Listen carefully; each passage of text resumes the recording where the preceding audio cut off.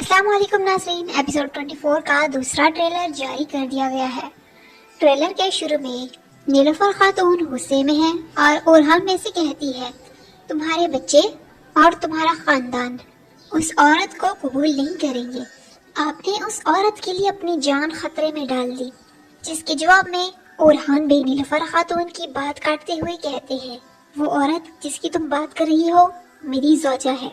जिसके बाद नीलोफर खातून चुप हो जाती है।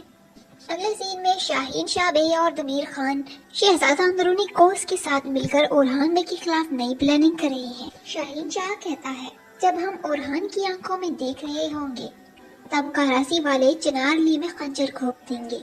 अगले सीन में ओरहान बे कहते हैं, जो मेरी सरजमीन पर नजर रखेगा मैं उसके हाथ काट दूंगा।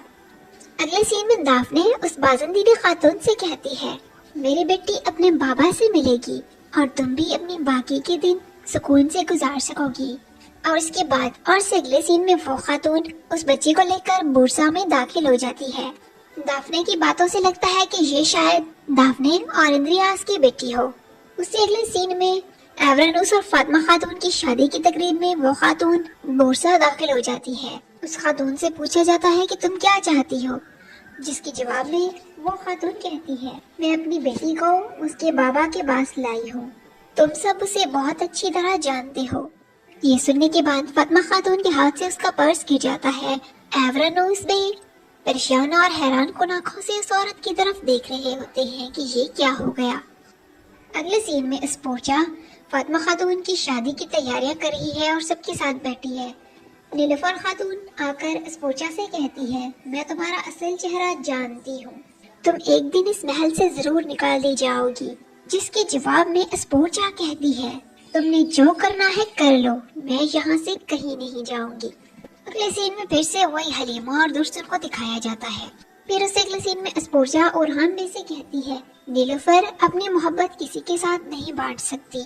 जिसके जवाब में ओरहान बे कहते हैं, आहिस्ता आहिस्ता सब लोग इसके आदी हो जाएंगे। फिर स्पोर्चा कहती है, लेकिन मेरा क्या, मैं तुम्हें किसी के साथ कैसे बांट सकती हूँ। जिसके बाद ओरहान बे एकदम के लिए खामोश हो जाते हैं और यहाँ पर ट्रेलर एंड होता है। ट्रेलर को देखकर साफ लग रहा है कि इस ड्रामा की राइटिंग टीम ड्रामे को बर्बाद करने पे तुली हुई है।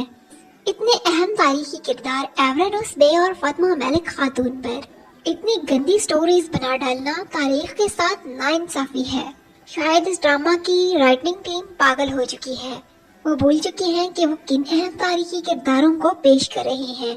अगर वो हमें खूबसूरत और अहम तारीखी वाकयात नहीं दिखा सकते तो कम से कम इस तरह की घटिया स्टोरीज तो हर किस नहीं चलानी चाहिए। आप लोगों का इस बारे में क्या ख्याल है, अपनी राय का इजहार कमेंट सेक्शन में जरूर करिएगा। अल्लाह हाफिज।